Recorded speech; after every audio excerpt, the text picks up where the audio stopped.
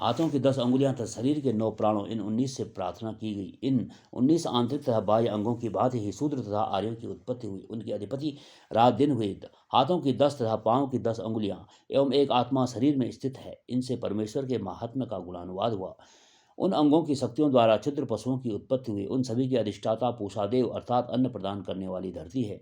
हाथों की 10 तथा पांवों की 10 अंगुलियां, 2 बाजू, 2 पांव तथा 25वां आत्मा, ये 25 शरीर के अवयव हैं। इनसे परमात्मा के महात्म्य का गुणगान किया जाता है। उन अवयवों से वन के पशुओं की उत्पत्ति हुई। इन सबकी अधिपति वायुदेव हैं।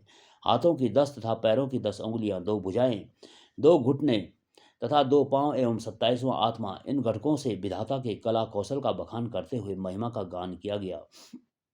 इनके द्वारा ही स्वर्गलोक तथा भूलोक दोनों व्याप्त हैं। उनसे ही 8 वसु, 11 रुद्र और 12 महीने अच्छी तरह रहते हैं। वे ही इन दोनों अंतरिक्ष लोक तथा पृथ्वी लोक के अधिष्ठाता तथा पालन करता हुए। शरीर में हाथों की 10 तथा पैरों की 10 अंगुलियां एवं 9 प्राण, इस तरह 29 घटक शक्तियां जगत की रचना कर रहे हैं। उनसे परमेश्वर की प्रार्थना की गई। उन घटकों से ही वनस्पतियों का निर्माण किया गया। सोम उनके अधिष्ठाता हुए। हाथों तथा पैरों की 10 अंगुलियां, 10-10 अंगुलियां, 10 प्राण, 21वां जीवात्मा, इन घटक शक्तियों द्वारा सारे शरीर की रचना हुई है।